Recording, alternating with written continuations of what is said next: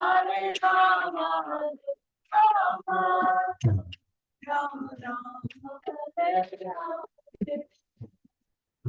Hare Krishna, Hare Krishna, Krishna Krishna, Hare Hare, Hare Rama, Hare Rama, Rama Rama, Hare Hare.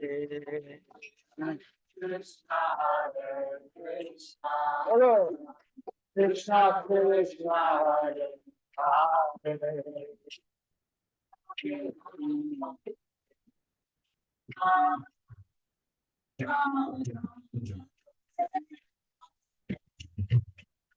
Hare Krishna, Hare Krishna, Krishna Krishna, Hare Hare, Hare Rama, Hare Rama, Rama Rama, Hare Hare.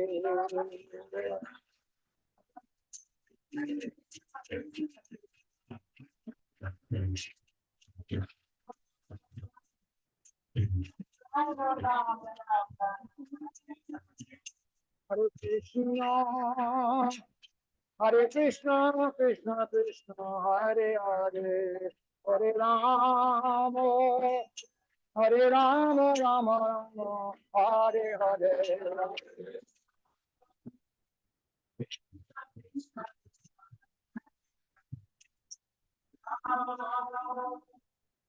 Hare Rama, Rama. Hare Krishna, Hare Krishna, Krishna Krishna, Hare Hare, Hare Rama, Hare Rama, Rama Rama, Hare Hare.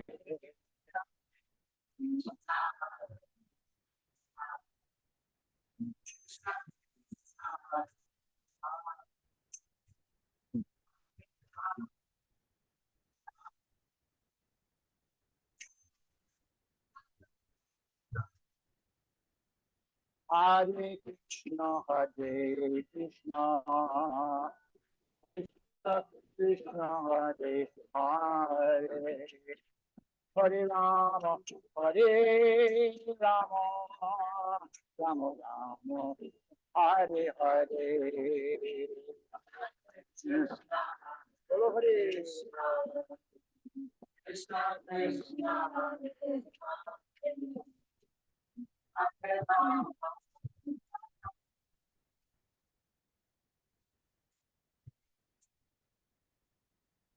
Hare Krishna, Hare Krishna, Krishna Krishna, Hare Hare, Hare Rama, Hare Rama, Rama Rama, Hare Hare.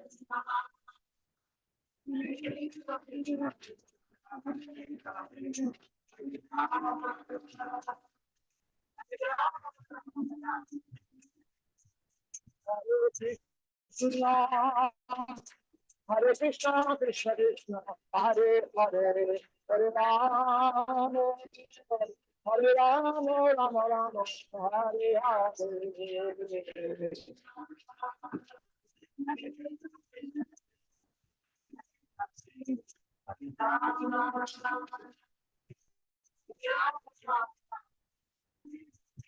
Hare Krishna, Hare Krishna, Krishna Krishna, Hare Hare,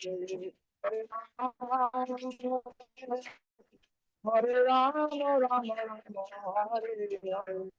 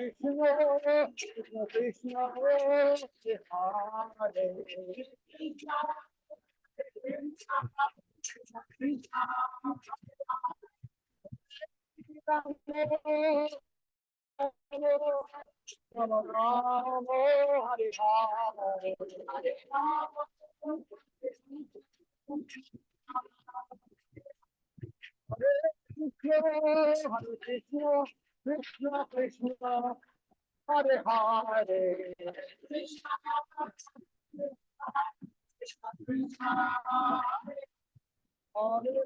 Rama, Hare Rama, Rama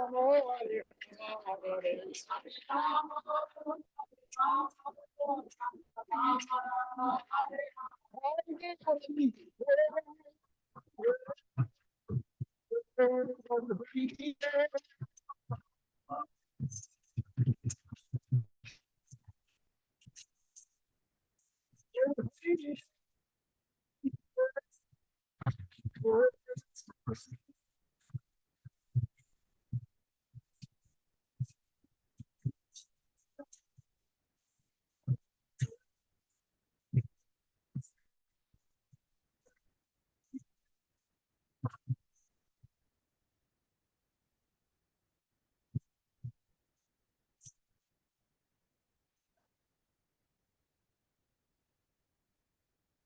कीर्तन की जय, श्री गुरु वैष्णव गुरु परंपरा की जय, गौर भक्त वृंद की जय, गौर प्रेमानंदे।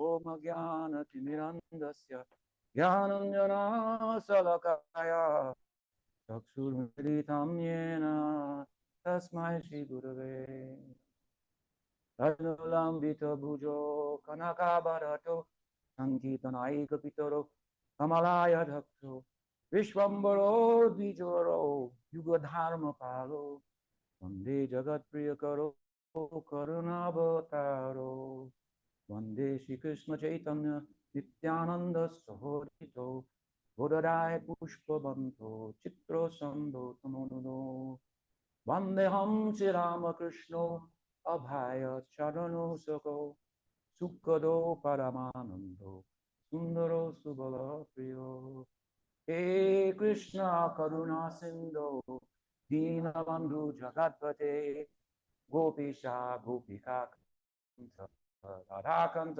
नमोस्तुते तप्त कंचन गौरंगी राधे वृंदावनेश्वरी विश्वभानुसुते देवी प्रणमामि हरिप्रिये प्रणमामि हरिप्रिये।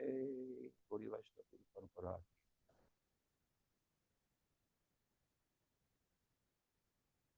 Welcome. Thank you for the welcome you've provided for me visiting here in your country, as I am fortunate to be. I would like to speak again this evening to some extent, as we did last night, where we were graciously hosted at the Sri Chaitanya Saraswat Madhvandan chapter 2, east or west side. I know we have. Okay. So here we are here today, and as we did last night, I want to speak a little from my recently published book, Circle of Friends. And it is a book that seeks to address the fact that a very significant, even while it is supportive, if you will, to the main emotional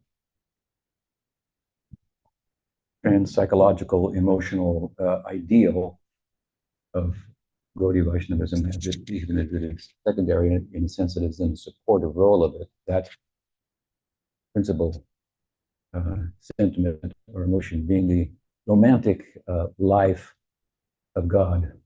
When God falls in love, what do we do then? Problem. So this is what our teaching is about. It's a bit abstract, perhaps. We'll have to go into it. But in that, this fraternal love rather than romantic love, plays a supportive role, and it's significant. And the fact that it's significant has been lost to some extent, or its significance has been lost to some extent over time. This is a tradition of Gaudiya Vedanta, one of the theistic schools of Vedanta, that burst onto the scene of Bharat about 500 some years ago in West Bengal, and rippled throughout the current of it, entire subcontinent of India. And in the modern times, at the beginning of the later part of the 19th century and early part of the 20th century, this tradition interfaced with the modern world, given that, of course, the British Empire's crown jewel, as it was thought, was Kolkata, or Calcutta, as it was called then. And this is really West Bengal, where this tradition has its earthly origins, if you will. And it was there 500 years later that it interfaced began to with the modern world. And the most significant person this time was really the founder, if you will, of the particular movement within this tradition we are members of. We affectionately call it our sect, as it's common within Gaudiya Vedanta. A Parivar means like a family. So, family of Bhakti Vinod, Thakur Bhakti Vinod, very prominent person in the thinking and educated world of Hinduism at the time that the British were very prominent in Calcutta. So modernity, if you will, came to the doorstep of Gaudiya Vaishnavism. And this Thakur Bhakti Vinod, I mentioned him, he's the founder of our particular sect. He had a vision to see that the theological, philosophical underpinnings of this tradition would make its way onto the stage, if you will, of the world religions, that it might be given the dignity that it deserves, and so forth. So we're humbly following in his footsteps. And in this regard, well, there's an ongoing requirement, if you will, for revelation, and that often, more than not, will take the shape of published works, right? We have a very vast commentarial history in our tradition on the original, like, sacred books of the Hindus, called Sanskrit texts. These are books in their most original form that are thought to be insights drawn about what's out there, if you will, from within. We say, go within or go without. Think about that for a minute. So rather than go without, let's go within and see if we can find some real wealth there, because outside it's all counterfeit. Here today, tomorrow. So with regard to that, religion, if you will, spiritual traditions are not some old thing that, sitting on a dusty shelf that doesn't pertain to us anymore. In an essential sense, all the great religious traditions, spiritual traditions of the world, that are worth talking about, are ego-effacing in nature. That is to say, they seek to displace us from a conventional sense of self derived from the biological, psychological composite of an English woman, an American man, an Indian child, that may be the case, right? These are all superficial identities that, uh, like everything else out there, if you will, the objective world, they are constructed of that material, both a psychic and a physical composite. We call it a body and a mind. And in that particular shape, of course, as I'm saying, like everything else out there, the composite of it in a microcosmic form, we identify the self is here today and it will be gone tomorrow, that's for sure. A fellow was talking to me about the fact that we were living in foreboding times, he considered, and it could get worse. And I had to tell him, you're going to die. So you might want to think about that. We're dealing with that problem. And it can only really comprehensively be dealt with philosophy, I believe, and a theology that gives you a practice for which you can harness your humanity and transcend its limitations. And this has been done. We see it cross-culturally in different traditions, mystics, and they share a common experience, even while there are differences within their experience, because of the variegated nature of transcendence or enlightenment. So ours is a particular path. It's a very robust path. It has a strong, a very considerable, I should say, history of commentary of history on these original texts that are thought to, as I said, to have been derived from within. It's just like, speak about these texts. Take an example from the modern world.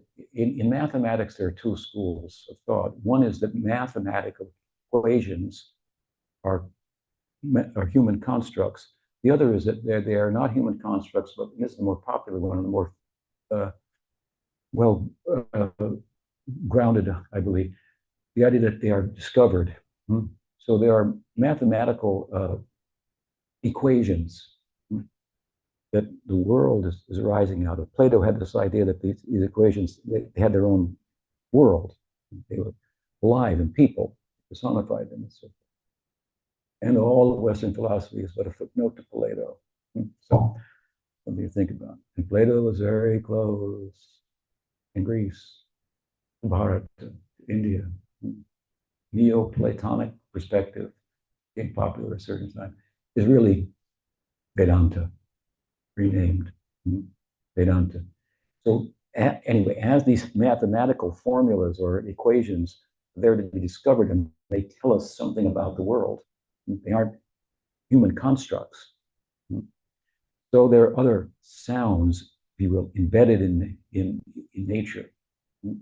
By going inward, one can hear them. The word Upanishad, it's a name for these texts. Hindu text. Upanishad means come close, sit close. That's what it means. The implication is, I'm going to tell you something. Not for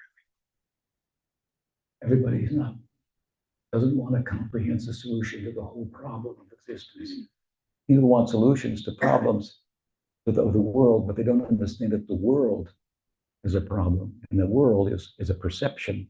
It's a particular perception that we have. It's an angle of vision. And it can be changed. We live in a theater of consciousness, and we're tuned into a particular channel. There are other channels. There's a channel that reveals that there are many such channels. That's the whole picture, right? So these Upanishads, they arise and manifest in written form out of sounds that are heard within. Like, we can't hear sounds that certain animals can hear, for example, right? So there are sounds derived from meditation also. Actually, this Hare Krishna mantra is also similarly. Tiso rasakam nam, kaliko masha, sarva vedeshu vishyate. Hare Krishna, Krishna Krishna, Hare Hare, Hare Ram, Hare Ram, Hare Hare. Comes from one of those Upanishads. So, a commentarial tradition over centuries on the significance of those sounds, the implications of them. What are they speaking about, and so forth. The book that I'm going to be speaking from is an extension, if you will, of that commentary, and it pertains particularly to our own tradition, and something about it that over time has been obscured. There's the influence. This is very, very abstract, esoteric, but the influence of what we call fraternal love. While the tradition itself is centered on romantic love, divine romantic love. So that's a big topic, how to get your head around that. It's not easy to talk about, to explain, to understand, but I'll try to say something about it. I mean, our audience here is obviously mixed. Some persons have been, and I've known them for 40 years. Some were meeting for the first time. Some are familiar with the tradition, some are not. So too high for some, too low for others. Patience is required on everyone's part. Try to speak in such a way that everybody can derive something from it. If it goes over your head or if it goes under your head, be patient. Something for everybody. It's a very condensed spiritual idea, and I have a way of speaking in a rather condensed style as well. But if you go to India, well, if you're a Westerner, you haven't gone to India if you haven't gotten dysentery. But when you have it, you go to the Ayurvedic doctor and your case is very severe, he will recommend, and you can't eat anything because what if you eat, you will vomit. What will he prescribe? Tablespoon of ghee. My God, you'll vomit that up immediately. It's so rich. What kind of cure is that? Point is what? It's also very concentrated food. So a little bit will stick. A little bit will stick. The nourishment will begin to come, something like that. So these kind of talks will have some effect. If I can capture your mind enough so you don't constantly question everything I say and guard it from going into your heart, then I can enter into your heart and share some of my own feelings for this tradition that I've, in this instance, placed in this book, Circle of Friends, a book about fraternal love, which is a very beautiful thing, even in this world. Of all the loves, parental love, for example, romantic love, the love between the student and the teacher, and we call it servile love, servanthood, something like that. Teacher-student love, parental love, friendly love, subject denied, and romantic love. Amongst all of them, a case can be made from a worldly point of view that fraternal love is the closest thing to a spiritual love in this world. Why is that? Because, well, for one reason, romantic love, by contrast, and parental love is biologically derived. They arise out of a biological necessity, if you will. Fraternal love is free from that. It's a choice. There's no biological demand, comparatively. And whereas in romantic love, frees a crowd. But in fraternal love, the more others can join the circle and be friends, the more it grows and flourishes. Dante described fraternal love, its virtues along these lines. Also, with regard to the number can be involved. In heaven, there should be an unlimited number, room for everyone, something like that. So fraternal love speaks to us about that in a sense, in this world, right? And also, if you take really romantic love, will only survive in this world and continue if it eventually turns into friendship. When the infatuation wears off and the two lover and beloveds, they become friends, best friends, and have made sacrifice for one another and so forth. And in parental love also, parental love will only endure as much as you can become the friend of your son who's now 50 and you're 70, You can't deal with him as a child any longer. You have to make friends with him, right? Right? Maybe hear his advice sometimes, right? Let him tell you, as friends will tell other friends, that's not true. No, it's brutally honest friendship also. So it has these characteristics that are quasi-spiritual, if you will. Now the question comes then, is there any actual spiritual friendly love? Could you have a friendship in the full sense of the term that you have with friends here and there, where you can tell him what to do? You can tell him he's wrong. You can argue with him and bond with him, right?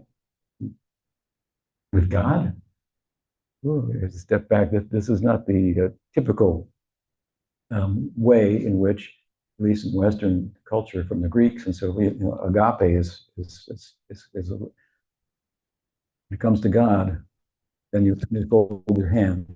The problem here, of course, from our perspective and our tradition, is holding of the hands while it seeks to create a bond and do away with the distance between ourselves and the Godhead. It keeps some distance. It keeps some distance. If we go to church on Sunday,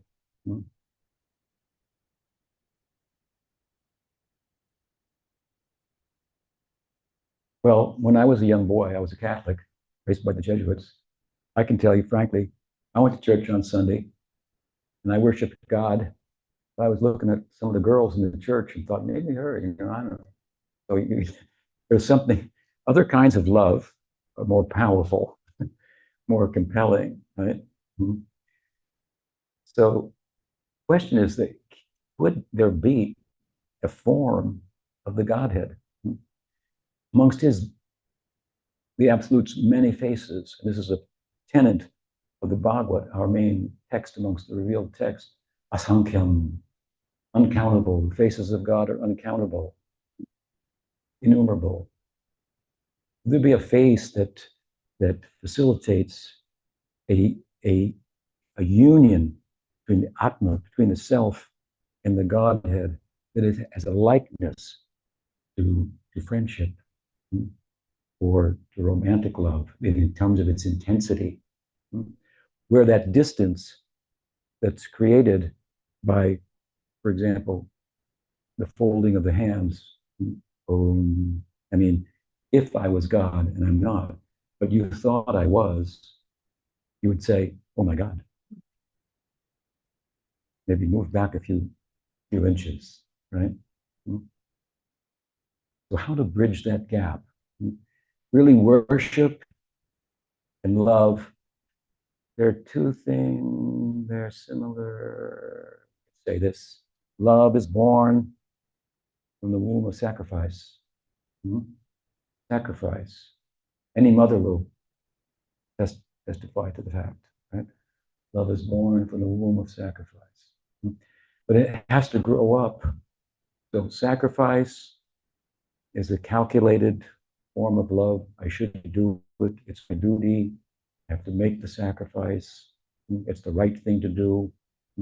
This is beautiful and dutiful, but is it the full face of love? We can say no.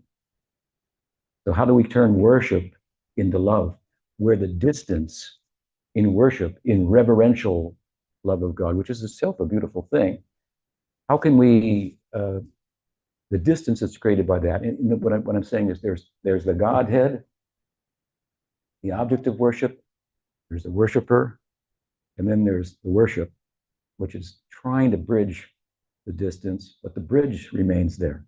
The bridge is, so again, how to do away with the bridge? Because in love,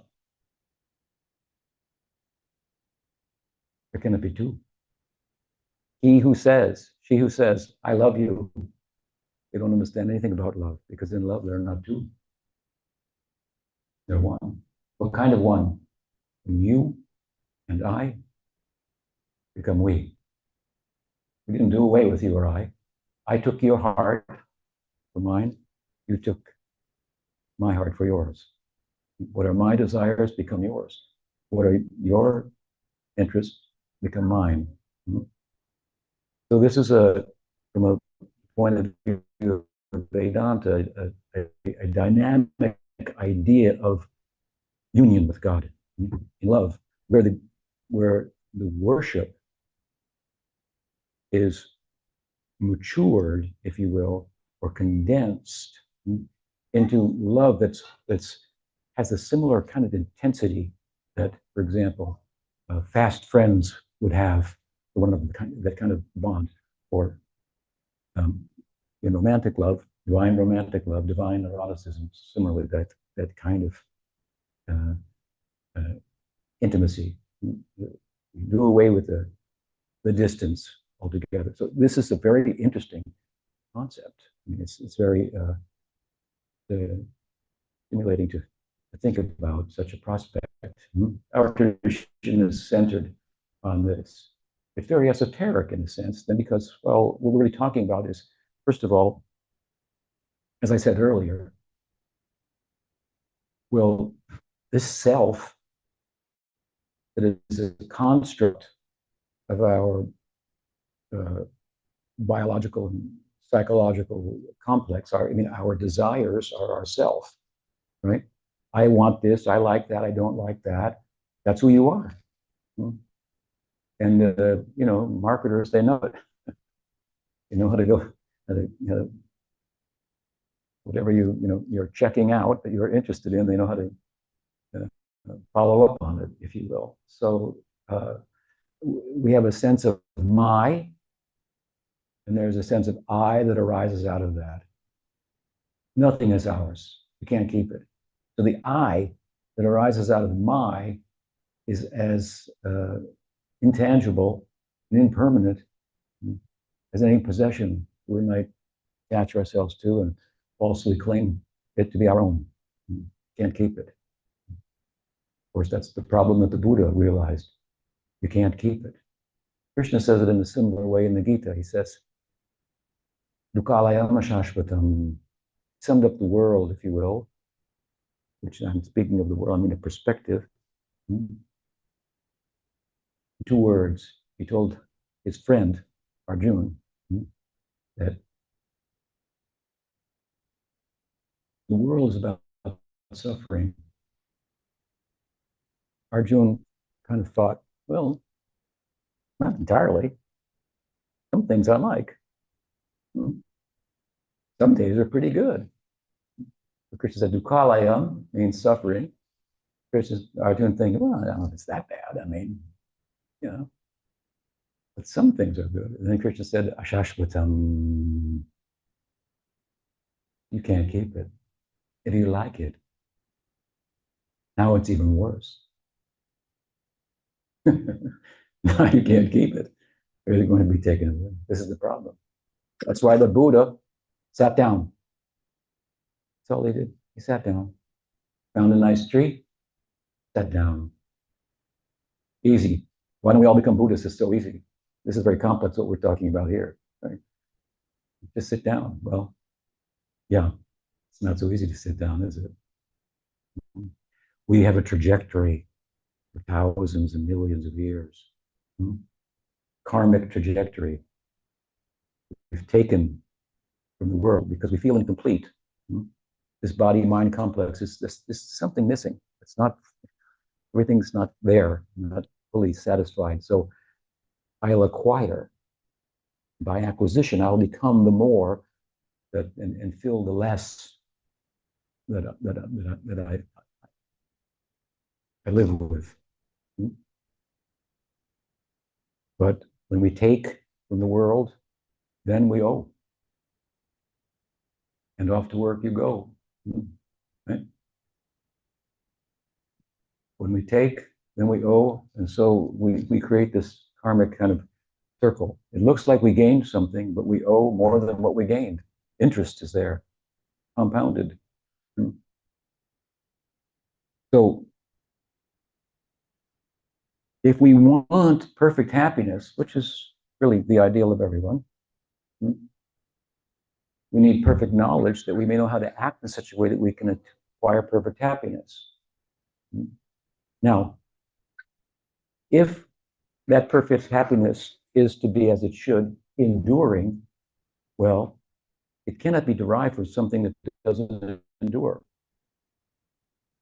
It's pretty simple, right? If you want enduring happiness, it won't be derived from something that doesn't endure. And the whole sense of self that we have as an Englishman, woman, or which may be the case, is not going to endure. So, in Indian school of thought, knowledge, jnana, cancels karma, action, which means action in relation to things that don't endure, is what our life's about. Knowledge cancels action. Buddha was smart. He was a Hindu, actually. He sat down. He had this basic knowledge, and it was so ingrained in him that he could just sit. But the average person will have a problem just sitting down, right? Difficult. More than that. Is that what you want? If you're suffering, do you want to stop suffering? Yes, but is that all? Let's say you've been diagnosed as terminally cancer, have terminal cancer. Oh my God. And the doctor says you have, 6 weeks at most to live. It'll be fairly disconcerting and depressing and so forth. And you're lying on the bed in the hospital and you just got the diagnosis. And you have to live with that for a couple of days. Relatives are coming in and expressing their remorse and so forth. And then the doctor comes in and says, "Oh, hey, we had the wrong paper. It's not you. It was the other guy in the other bed over there." So now you are just overwhelmed with relief. Ah, boom, right? No, the suffering is ended. But do you want to just sit there on the bed and go, oh, you want to get up? You want to do something, right? Do you want peace? Or do you want peace and love? I come from a generation of, peace and love. Peace and love.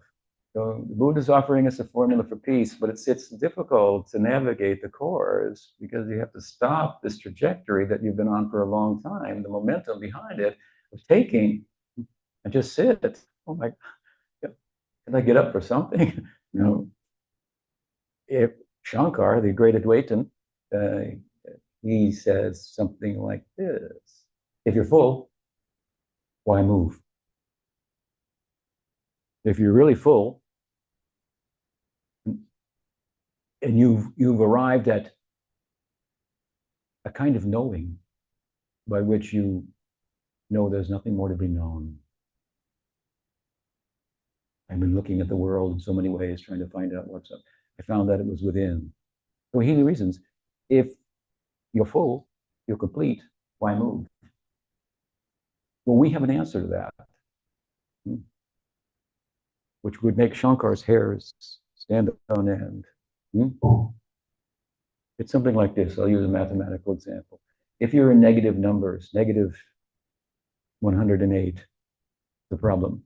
If you could go from there to zero, how positive would that be? It would be a big relief. It's like finding out I didn't have cancer. No, it's such a big thing from a spiritual point of view, as a spiritual tradition, like Shankar's tradition or the Buddhist tradition, to come to zero. And then wants to sit without any necessity from the world, right? Obviously, there's a minimal bodily necessity, but without any desire. And someone will provide it anyway if you can do that. If you can just sit, people will throw money at you. Right? They'll come from all over. They'll make a big temple around you and everything, right? A good way to earn money. Just sit, try it. It's an easy job, right?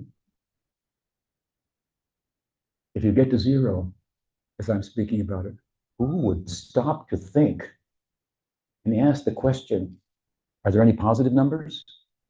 What? How far you've gone from those negative numbers to zero in what you've accomplished by no desire. If desire is the cause of suffering, I want, well, now I have to work, I have to get busy, right? You want to talk about positive desires, you're going to be talking about movement then. I don't want movement. But you were moving in a negative way. Is there any positive? It's like hard to, even for someone who's at zero, who's gone so far, to entertain such a thought. This is the question from our Sampradaya. Are there any positive numbers?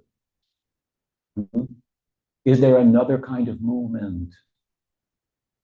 If movement in relation to the impermanent is ignorance, it produces suffering, then knowledge cancels out movement. Movement cancels out knowledge. You follow me? If you're moving in pursuit of enduring happiness in relation to things that don't endure, you're ignorant. I mean, we all are. That's the problem.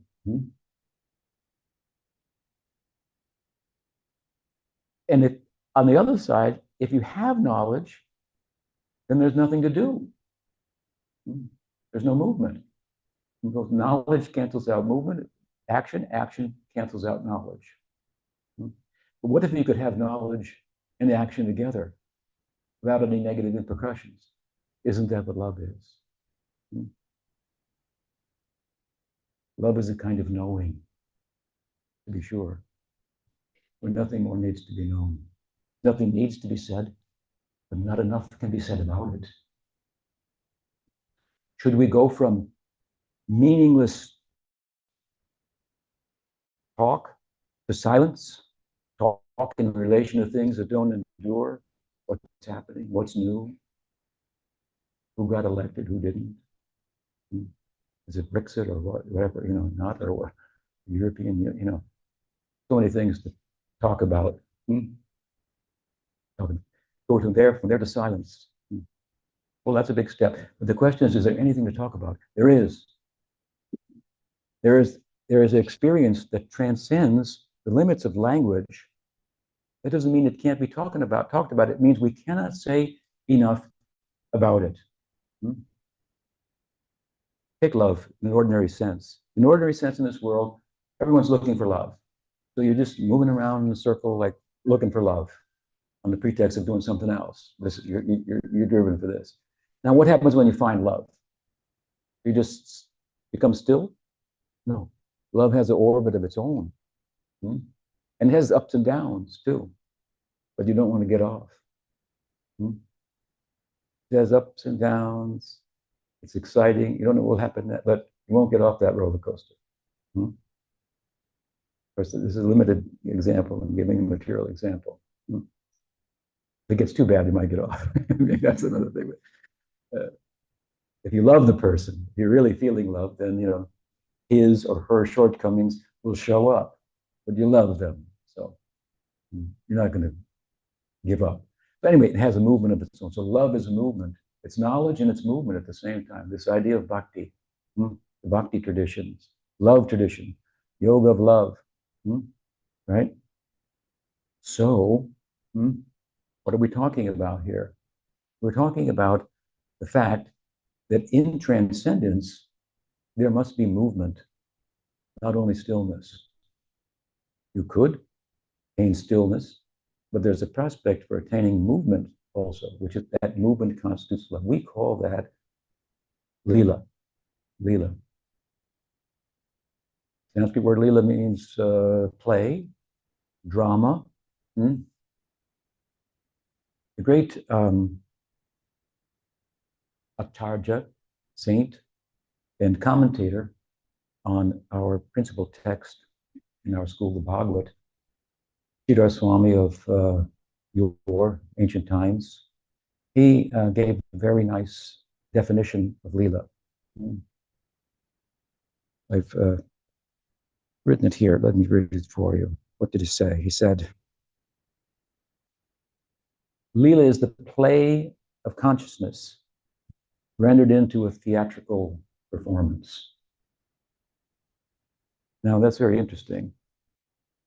When we speak about consciousness, typically in this world, in the philosophical context, in a scientifically informed world,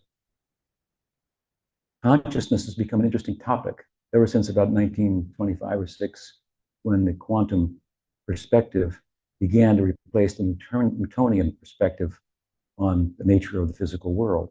In other words, the observer became, in the original and still viable interpretations of, of, of quantum mechanics, it was thought in the, what's the school called, the original school? I can't recall. Wigner also, later on, famous physicist. They concluded that the collapse of the wave requires an observer, and the observer is consciousness itself.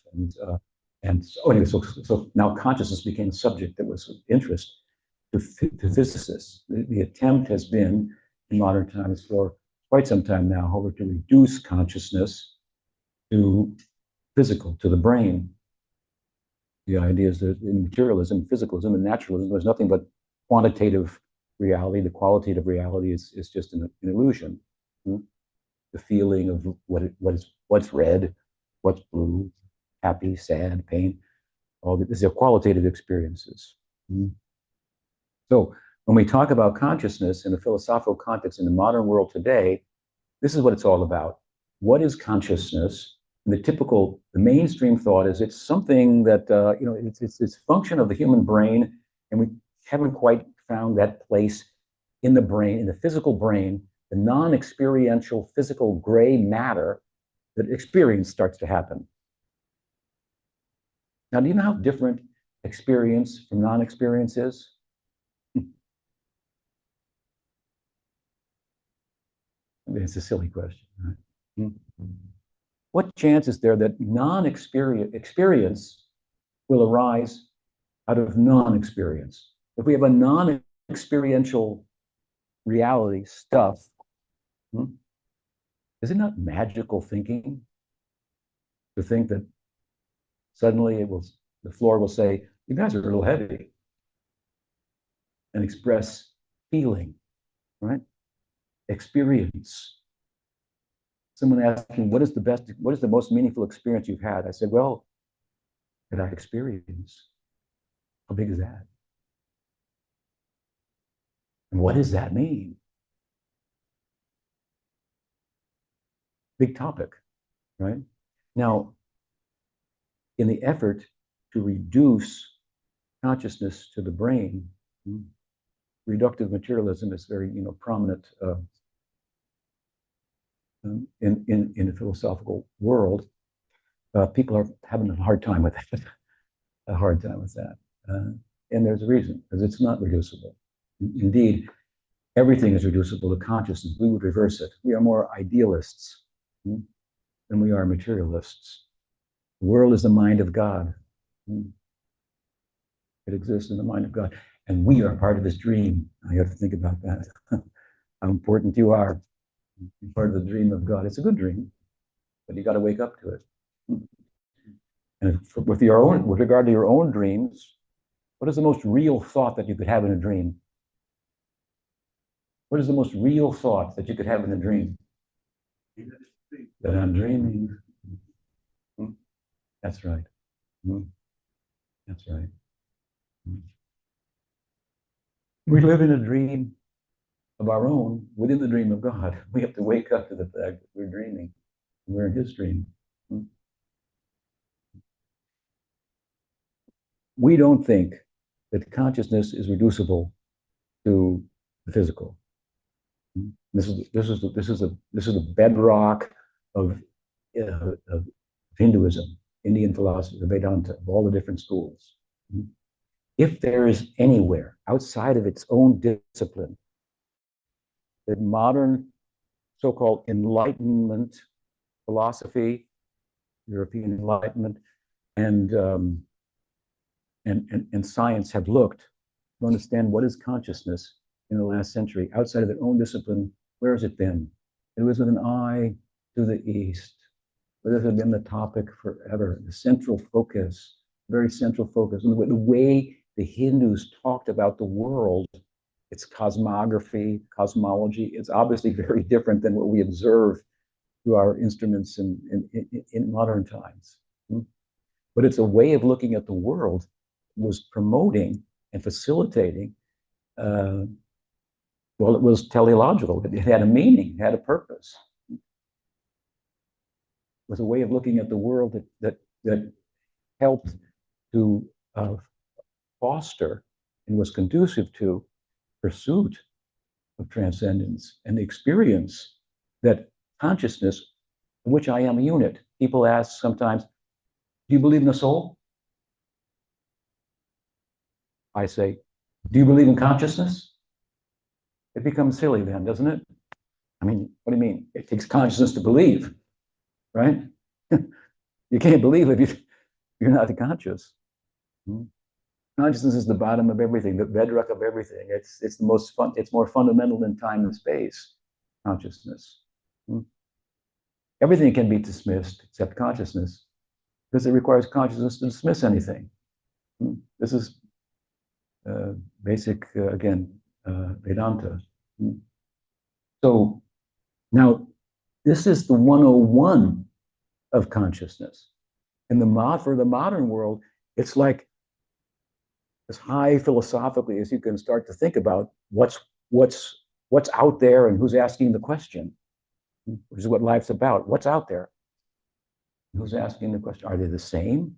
Are they different? Is one reducible to the other? Is there a dualism or the monism, or what kind? Or monistic dualism, or both, inconceivably interpenetrating one another. So this is for the school that we're in. This is important. It's important for us when we talk about divine love, whether it be fraternal love or romantic love, as we're talking about with God. It's important when we talk about this that when we're speaking about it, we're speaking about you entering into that love relationship with the Godhead, but that you is not an Englishman or an Englishwoman, whatever may be the case. You're an Atma, you're a spark. You're a spark of consciousness. And sparks, well, they can get caught in the smoke. Right? That's our problem. We're caught in the smoke, in the show that we've turned on. If matter mattered independently of consciousness, who would know? Who would care? You understand? Consciousness gives meaning to matter. You turn on the television or the computer, YouTube, or whatever it is, right? You give it a life, but it can take over your life, right? So consciousness moves the world, but we're all little sparks of consciousness only. And the world's big. We started a fire problem. It's gotten out of hand. It's taken over our life. We've been covered by the smoke of Maya Shakti. And the fact that we are a spark of consciousness, we don't know. But everything that we look for is part of the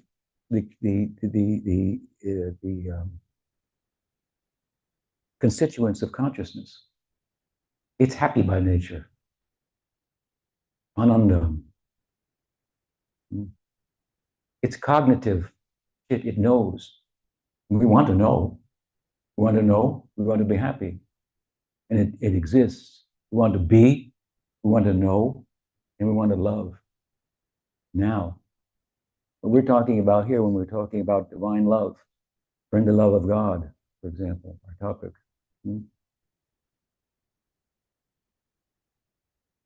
We're talking about, again, what did he say? Leela. Leela is the play of consciousness rendered into a theatrical performance. We're not talking about consciousness is not the brain. We are talking about that, but this is just 101. We're going like, what is the consciousness of consciousness? We're just not talking about what consciousness is different from. It's not the brain. It's experiential. It's qualitative. That's true. But the idea here is there's much more to it. You're just standing on the cliff, just at the doorway of something that the world of possibilities will expand exponentially, unlimitedly. What are the constraints that we experience in our present embodiment or identification with body-mind? There are so many constraints that we're under, mentally, physically, what we can do, right? So many constraints. But what we live for is to overcome those restraints. The world is always celebrating those moments where humans go where they've never gone before. That's what's celebrated. That's what we're living for. To go 1/10,000th of a second faster than anybody in the Olympics, and a gold medal, and it's celebrated and so forth. Right? Go to space, the moon, the Mars, to sail, across the ocean. The Spaniards did, and looking for India, and find the Americas, whatever. Really, all this, it means there's something about us that feels we should not be constrained. And consciousness, if it's not reducible to matter, and if it is fundamental, that means it's not constrained by time and space. So it's eternal. In that sense, it bees, or it exists. In Indian philosophy, something exists if it doesn't not exist at some point. If it doesn't exist at some point, it's asat, even if it appears to exist temporarily. That which is real, that which exists, and that which exists will never not exist.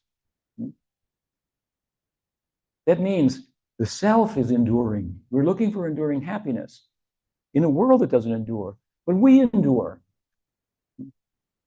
We as humans are looking for something that the animals and plants aren't looking for. We're in a vehicle, this body, that causes us to ask the question, why? Not just how to eat, how to sleep, how to protect myself, how to mate. Why? Is that not the question that children ask? Parents say, oh, don't ask that question. I tried that. Can't answer. Why is a problem. The why question is what the human life is about. As much as the why question from in your life. You're human. Why? Meaning, purpose. Understand what I'm saying? This is qualitative. It's of the nature of consciousness. The physical world cannot answer that question, but it can prod us in the direction. Because the more we go after it and take from it, the more it pushes back. This is karma. The more it pushes back. And so if you're a little thoughtful, you realize, well, if I touch fire and I get burned, I'm not going to do it again. So think about the whole thing. I'm taking and it's pushing back. So rather than going out, let me go within. Are there disciplines for turning within? And wrong, of course. And that whole world, the outer world, is here today and gone tomorrow, but the one who's saying that, if it's not a product of that world, this is the point. It's not constrained by time and space. Therefore, it doesn't feel it should be in the human form of life, which is the form of life in which the why question comes up, captures our attention, right? Where we seek to go beyond the limits that were previously thought to be as far as you could go. So I am. We are. as a unit of consciousness. And we are not, in that sense of self, constrained by time and space. And that sense of self can be uncovered. It's like a well. Yes, you have to dig, but the water's there. You don't create the water. The water's there. You have to dig, and it will come out. So consciousness is, what is it? We're talking about it. It's a unit of enduring life. It's eternal. And it's cognitive. It knows. We want to know. We want to be. But our being is threatened. It might end at any time. We're trying to stop that. It means we want to be. And we want to know. And we want to love. This is Sat, Chit, Ananda. Now, if you take these three, Sat, Chit, Ananda. We're talking about consciousness. We're talking about the life of consciousness, the nature of consciousness. Consciousness of consciousness. Something could be, but not know. But if something knows, it has to be. Right? Something could know and be, but not love. But if something was to love, it would have to know, it would have to be. This is a very famous Eastern Orthodox theologian wrote a book recently, Satchidananda. He said, this Hindu's got this term, this most like perfectly describes the Godhead, Satchidananda. I read his book. How well he understood it entirely, well, that's discussion, but good point that he made. Sat, being, knowing, and loving. And the point is this: knowing and being derived from loving. It's not the other way around. So if we were to look at these three features of consciousness, it exists. It's cognitive, enlightened, knows. To know that you be. Oh, that would be pretty. And then you will always be. To know it. Now you might think, that's an interesting point, Swami. I like that. Not to know it. How will you arrive there? And then love. Being, so in this formula, Sat Chit Ananda, being, knowing, loving. Being and the knowing derived from loving. So if we want to know what consciousness is about, it's ultimately about love. So the consciousness of consciousness is love. And love is expressing itself by movement, as we said earlier, right? In love, there's knowing and there's movement also. This is the drama that Sridhar Swami talked about. Consciousness, this is Leela. Consciousness, what did he say? Consciousness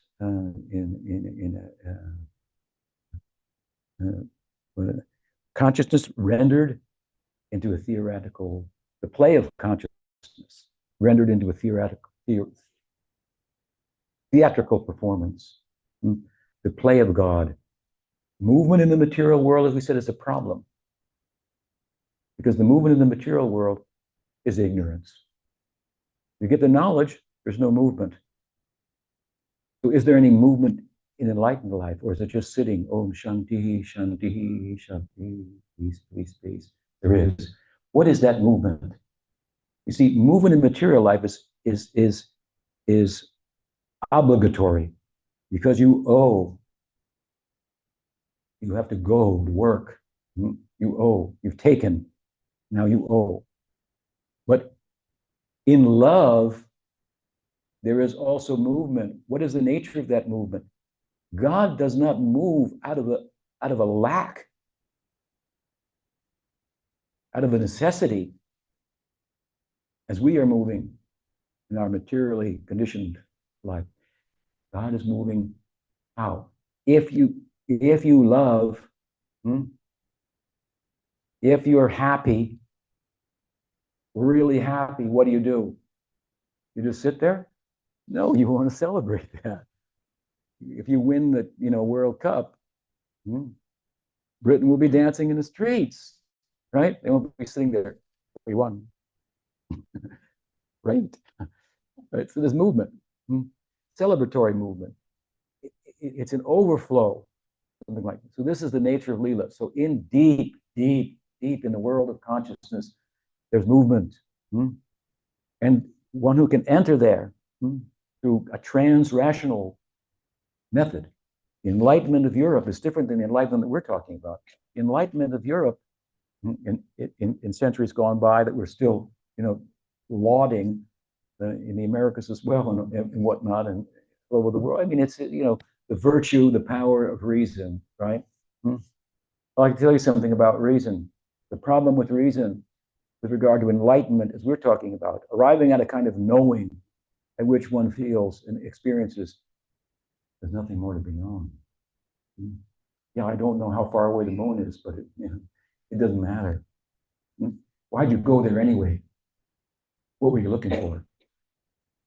You're looking for yourself. What's the smallest word in the English language? Capital word. I. Right? What's the least understood word in the English language? I. That's what we're all looking for. What am I? We settled at one point or another point, I'm this, I'm a wife, I'm a mother, I'm a member of this religion, I'm a member of this nationality. All those things can change. I am this or I am that. All that can change and will change. But that I am won't change. But what am I? I'm not this or that. What am I? I'm a unit of consciousness, and within that there's a blueprint of a relationship that I can enter into, the drama, the theatrical drama of consciousness, the imagination of the Godhead. Imagination, what that realm must be like. The world of consciousness is so much bigger that Napoleon said that impossible, that is a word in a fool's dictionary. We enter into the world of consciousness, what we think is possible now, this is because we're conditioned in a certain way. We're wearing a certain, what do you call those things? What do digital thing, what is it? Yeah, something like virtual.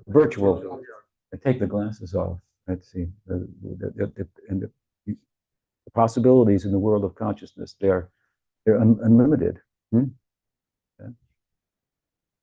We think that things are impossible because of the limitations of our perspective, and we try to go beyond them. By going out, we should go within. So, Leela, a word about Leela. Because when we talk about fraternal love, this is part of the drama.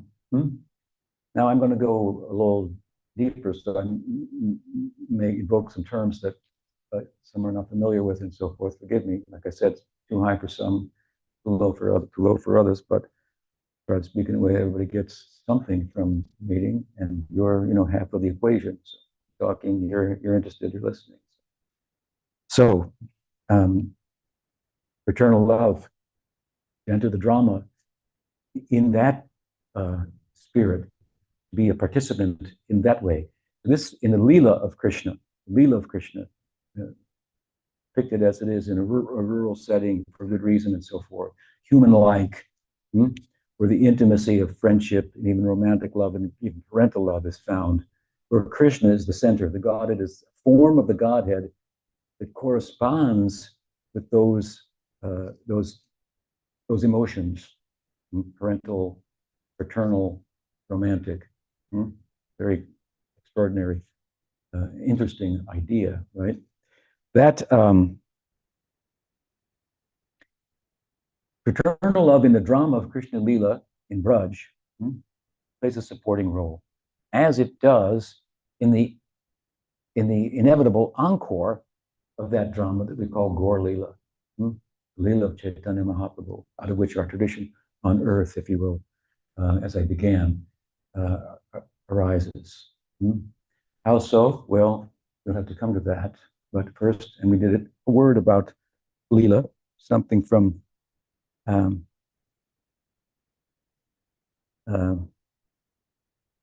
from the book, then what? Hmm. This fraternal love in the Leela, in the drama of consciousness, in the love life of consciousness, of the Godhead, the center, the fire that we are sparks of, inside that fire, what goes on there. You know, people like sometimes to think that the sun as an analogy for God, because God, we depended upon the sun. If it didn't come up one day, I mean, the problem could be, it would make, you know, all the papers, but there'd be no light to read them. Or well, so it's important, sun, and it moves across. Ayur Harati, so people think of the sun sometimes as a like as a kind of an analogy representing God. It's always watching, always providing for me, and so forth. Right?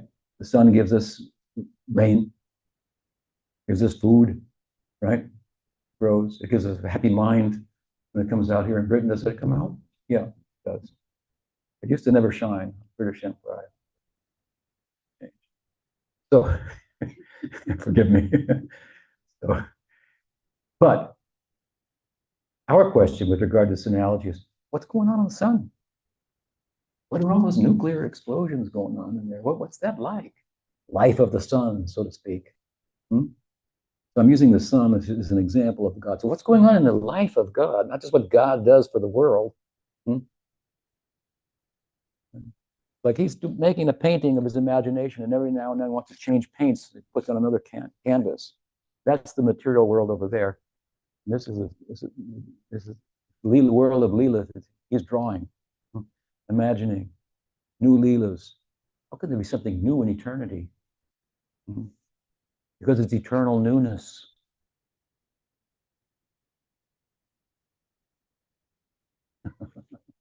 Eternal newness.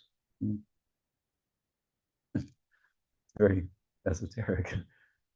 There we want to enter. And there's a venue through our lineage to enter as a friend, be a friend there, and support Krishna in his romantic life with those who are his romantic, who has a romantic relationship. The queen of which is Radha. Radha Krishna. Vijay. Right? So to play a supportive role. So I want to say to you about that, there are many things that can be said, but I'm making a point that this, for those of you a little more informed about our tradition, that this Sakyabhav, or fraternal love of God, has a significant supportive role within our sampradaya, our lineage. Now I'll give you a couple of examples to start with. The way in which, well, let's turn, for example, to one of our sacred texts, an important one, Bhagavad Gita. Everyone heard of Bhagavad Gita, right? Bhagavad Gita, Vijay. So the medium through which Krishna brings us in the Gita to the stage on which the drama of his Leela will be performed is Sakyabhav, Sakyaras. That stage we call Sharanagati. Sharanagati. Sarva dharman purityabja mam ekam sharanam raja aham tvam sarva papevi mukshayishami nasi. Sharanam mama. Sri Krishna, Sharanam mama. Sri Krishna, Sharanam mama. Put it in Gujarati terms. So, if you want a drama, then you have to have a stage. What is the stage? We want to get on that stage. We got to get off. We're off stage now, but we think we're the center of the stage. We have to get rid of that. We have to efface the material ego, right? This has to be deconstructed and seen for what it is. It's selfish, it's narrow, it's small, but you're not. You're so much bigger, so much broader, so much more beautiful, charming, accommodating, so much more potential and power. That we cannot measure to go there, even though we're small. Small, but small in the context of consciousness. Big, right? Which turns the whole show on.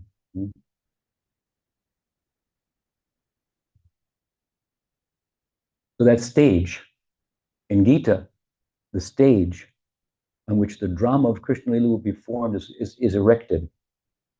In this theological sequel to the Gita, the Bhagavad Purana, there the drama is being performed. In the 10th book in particular, builds up to the drama, the life of Krishna, the Lila. The Gita builds a stage. And what is the medium then through which the stage is built? The Sakya Bhav. Bhaktosi me sakacheti rahasya hi etaduttamam. Krishna tells Arjuna in the 4th chapter, right? And when we were discussing Avatar Tattva, it begins with, it's a book, the chapter about knowledge, but it begins with a little segue into Avatar Tattva. And Krishna says to Arjuna, Bhaktosi me sakacheti, because you are my friend, my devotee, means friendship is a form of devotion. Right? Bhaktosi me sakacheti rahasya. This rahasya, supreme secret, I'm going to tell it to you. This is a nice example with a broad brush of a role of fraternal love within the context of exploring, revealing, disseminating the ideal of Chaitanya Mahaprabhu. Now we go to the Bhagavatam. I'm just talking about on Broadway. We'll get more specific how Sakyabhav plays a supportive role. But this is an example, right? Bhagavad Gita. Now we'll go to Bhagavatam. So we go to Bhagavatam. How does it begin? Well, among other things, Tene Brahma Hridayadikavi. Tene Brahma Hridayadikavi. The person of Brahma, the four-headed figure, he's got a big head, big brain. We were talking about enlightenment. The difference between the enlightenment that we're talking about and the enlightenment of Europe, the enlightenment of Europe, which is reason-based, and the idea that reason is virtuous unto itself, and by it we can arrive at eventually a perfect happiness. The problem from the Vedanta point of view is that intelligence arises out of what? Avidya. The product of avidya. Think about that. Avidya means ignorance. The identification of that spark with the smoke, that is ignorance. And intelligence is part of our material composition. We have a body, of senses, we have a mind, we have a power to discriminate. These are karmic products. We already discussed what's the problem with karmic products, right? They're counterfeit in terms of purchasing power of that which is real. So by the power of intellect and reason, we cannot arrive at perfect knowledge. If you want perfect knowledge, you have to have a perfect method. I mean, look over the centuries, we've been trying through reason to become perfectly happy. It's not working out unto itself. Now, there's a place for reason. There's a place for your mind and your senses. It should be used in relation to revelation, understand its implication and so forth, and to put it in practice. Use your reason to apply yourself in a trans-rational exercise. This chanting, it's not irrational, but it's not a rational exercise. It's a trans-rational exercise. Good reasoning will bring us to participate in such an exercise by which we will be connecting to a vehicle that can take us beyond the limits of reasoning. Brahma had 4 heads. He's a pretty well-reasoned guy. That's the kind of the idea there. Yeah. Krishna shared with him the seed verses of the Bhagavatam. So you can't get any kind of deeper into the Bhagavatam narrative in one sense, from a philosophical point of view, than to the seed verses. And they are telling the secret, same thing, rahasyam, right? Secret. Now, this happened in described in the second canto of Bhagavatam. Brahma is Not I. He looks for his source. This is the dawn of creation. He's looking for his source, like we all do. Where am I from? What am I about? So forth. Right? Looking for his source, and he goes into meditation. He thinks to go within is the way to find out. Right? To restrain oneself from movement in relation to the ephemeral means to go within. He went within, and Narayana, according to the Bhagavad, appeared before him. Beautiful description, right? But at a certain point in that description, Narayan means he has 4 hands. He must be God. He's got 4 arms. And he's that figure of the Godhead we spoke about earlier, that's object of worship, that we're distanced from by the reverence that's called for in terms of how to relate to him. Love is weak within worship, even though love arises out of worship as that worship is churned and becomes more condensed, matures. If you have that kind of prospect by good company, pursue that. So Brahma, what happens? Krishna appears before him, Narayan, I should say, one of the faces of the Godhead, 4-armed, giving a blessing to him. And then, according to the text of the Bhagavatam, what does he say? I forgot the verse, so I thought I should write it down. He said, what? Yes, Priya Priyam Prita, Manakare. What did Narayan do? He didn't do this. He did this. He turned into 2-hand form, Gopesh. In Gopavesh, in the dress of a Gopa, he transformed into a 2-armed form. And he clasped the hand of Brahma.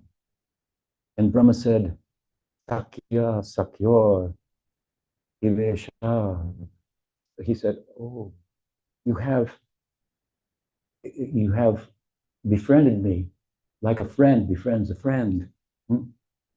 Following Vamsidhar, Vishwanath Chakravarti Thakur says, yes, he wanted Brahma. He desired Sakya Bhakti. Krishna blessed him, pursue Sakya Bhakti. So this is a prominent figure, right? As Arjuna is in the Gita.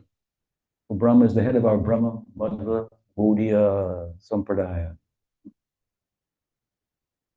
So through the medium of Sakyabhav, just in a beginning stage, in the case of Brahma, Krishna gave the 4 verses of the Bhagavatam. How do we know there was Krishna that spoke it? Well, I've given an example, right? He didn't respond to him with a blessing, but he held his hand. And of course, in Gopal Tapani Upanishad, the whole same incident is described, and it's very clear from that Brahma had the experience of Krishna. And of course, he expressed a desire for friendship, and you can't have friendship with Narayan. This is an important point. In Vaikuntha, in the realm within consciousness of awe and reverence, there's no place for friendship. Now, Brahma wanted friendship, and Krishna gave him the blessing. And he's instrumental in in the dispensation we call the Bhagavatam, that sacred text. And the verses that Krishna spoke to Brahma, they're all about Rag Bhakti. They're all about kind of life that you could have with Krishna, that face of God, not with Narayan. Now, that said, Krishna disappeared, and Brahma went on, and he performed his Vaidhi Bhakti. He performed Vaidhi Bhakti for how long? You have to be a little patient because this could take a little time. For half of his life. And he got a long life, Brahma. For half of his life. And half of his life performing Vaidhi Bhakti with the idea that I'd like to be the friend of God, but not knowing exactly what all that meant and how that worked out and so forth. Krishna decided, now it's time for Vimohan. Let me enlighten Brahma with Vimohana. His four heads wouldn't work unto themselves. Spin his heads. He rose out of his bewilderment. Is the onset, really, of the Sakiras center of the Bhagavatam. Bhagavatam has three aesthetic centers: Vatsalya center, the chapters that are centered around the Damodar Leela, the romantic center of the center that's 5 chapters of the text, Rasa Leela, Rasa Panchajai, and the Sakiras center. It ends at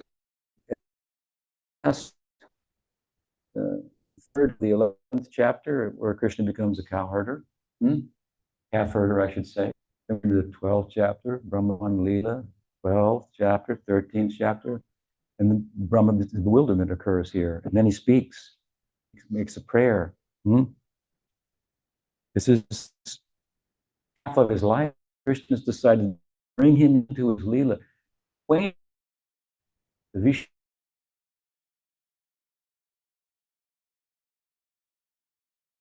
Bhav, I should say, Satvika Bhav, Samchari Bhav, these are all elements of ingredients of the rasa.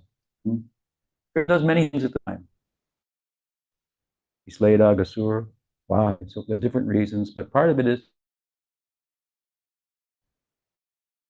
giving darshan again a second time. But he held a Gyan Mudra like this and enlightened him with the 4 verses, set him on a trajectory.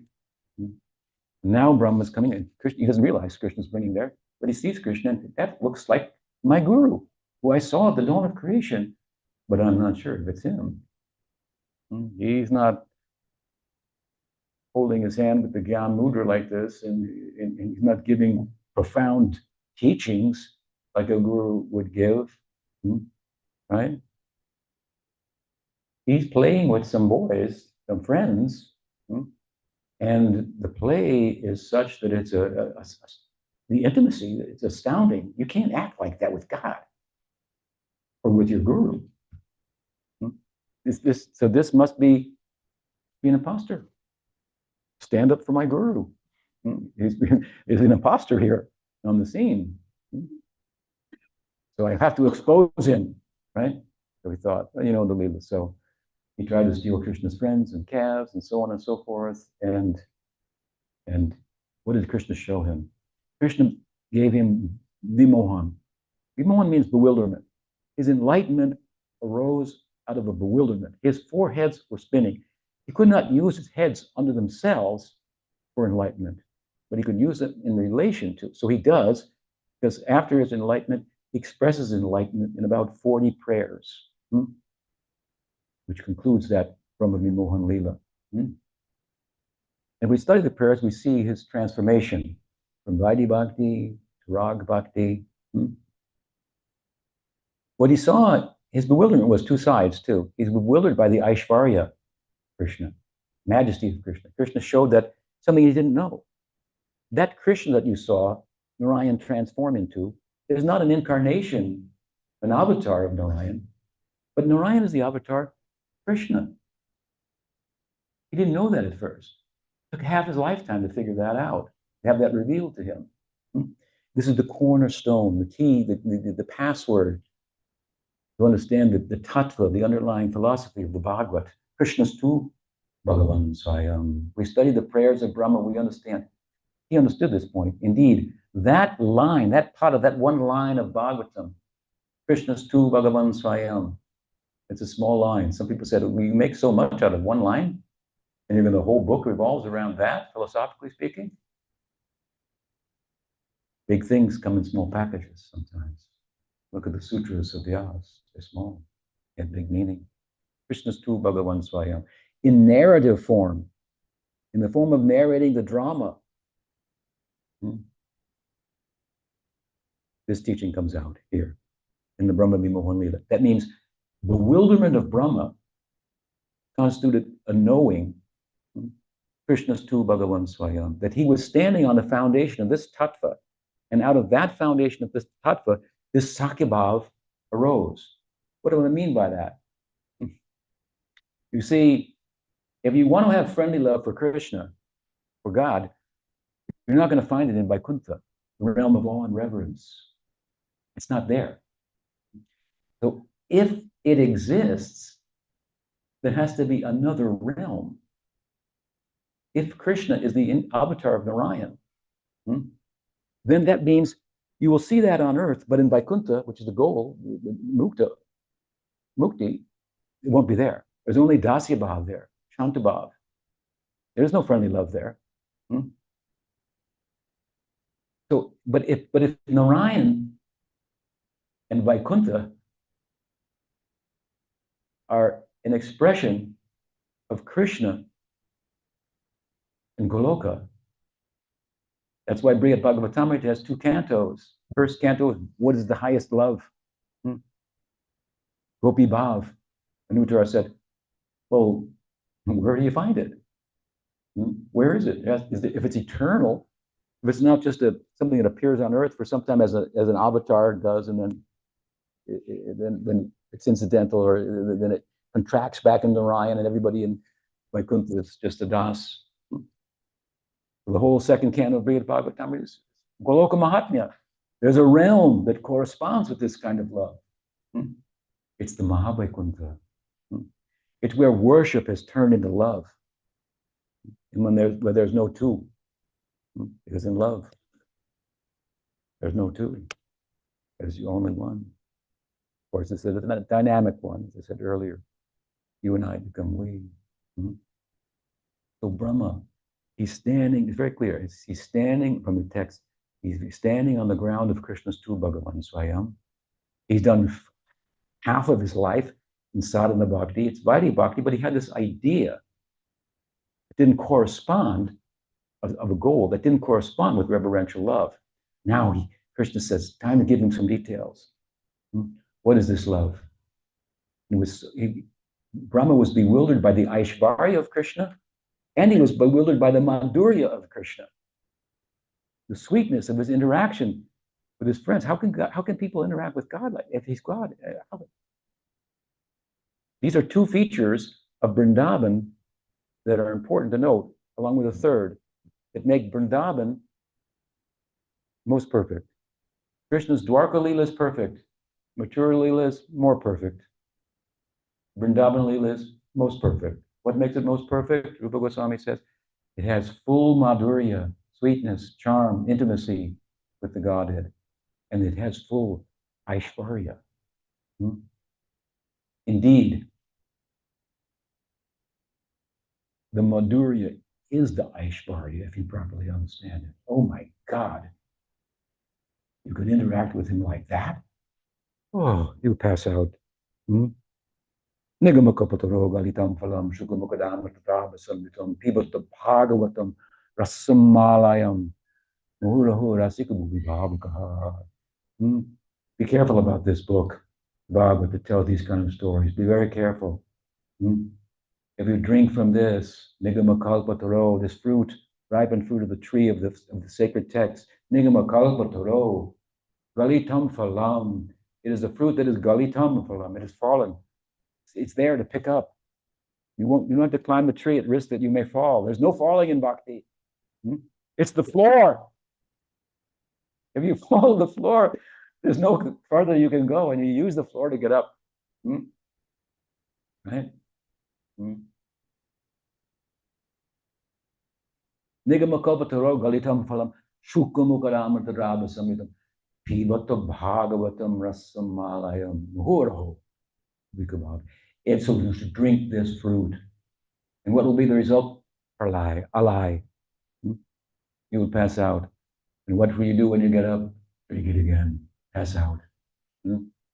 These are pass out topics when we talk about consciousness. How boring is consciousness is not the brain. I mean, it's important, but we are in a different world now.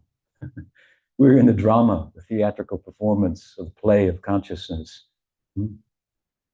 And it's like human life on steroids, and everything works. All the love is perfect. The walking, is dancing. The talking is singing. Jiva Goswami said, there, Brahma Samhita, the prayer of Brahma, related, it's relative to what we're talking. He said, there, what is the verse? Shriyakanta Kanta Parama Purusha Kalpataravo Bhumischintamani Ganamayi Toyamamritam Kathaganam Natyam Gamanam Vivamsi Priyasati Chirananda. That's it, very beautiful. He says, the walking is dancing. The talking is singing. Sounds like we're in Bollywood. You see where it comes from? If that emotion is strong, you have to celebrate it. You have to stop the feeling, stop the movie, turn that emotion, and sing for 5 minutes and dance. It'll be choreographed and so, right? It's beautiful. Jiva Goswami said, if the talking is singing, if the walking is dancing, what must be the singing? What must be the dancing? How can we talk about that place? How can we not? But words cannot do justice to it. Therefore we have, you see, I'm long-winded. Please forgive me. Forgive me. Brahma saw the Aishvarya of Krishna. Of course, Krishna showed himself to be the source of Narayan. That's in one sense. He saw the Madhurya, the sweetness. This also bewildered him on two accounts.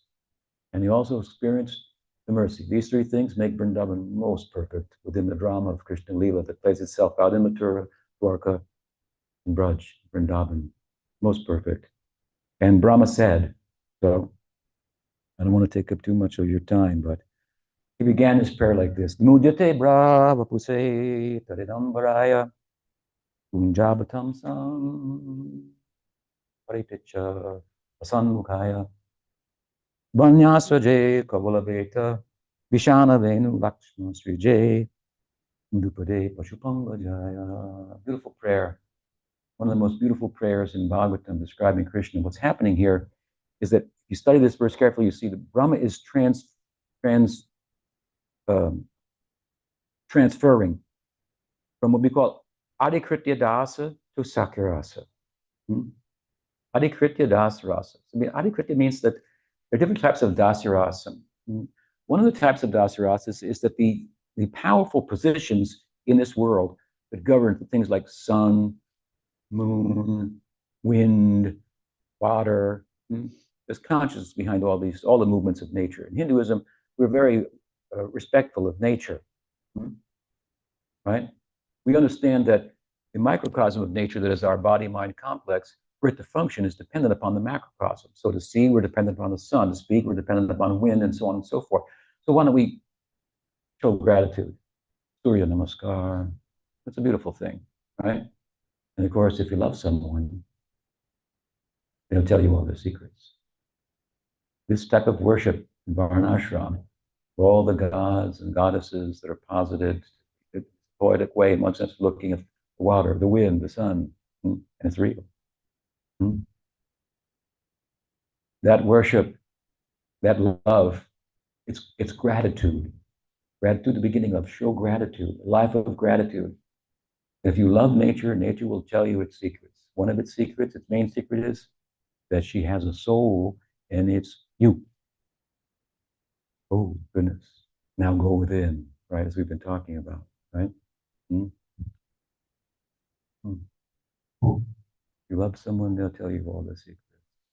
Please begin with some gratitude. And so we're going so high from that, right? So Brahma's prayer, he's in a transition here.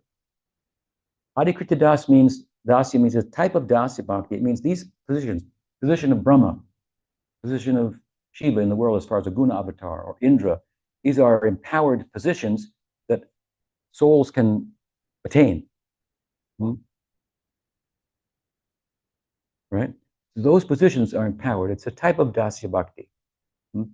So Brahma is identified with the Atma of Brahma, which could come from Karma Marg, Gyan Marg, or even Bhakti Marg. One can take the role of Brahma for some time, as Gopakumar did with Bhagavatamrita. This is a type of has a certain ego here, right? He has Adhikritya Das ego. It's very pious. It's beautiful. The servant of Bhagavan. He's doing Vaidhi Bhakti also.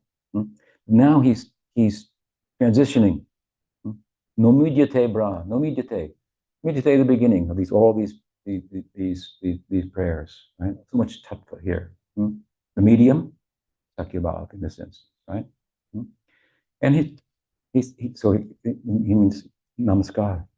And then he begins to describe who he's giving namaskar to, and it doesn't make a lot of sense, right?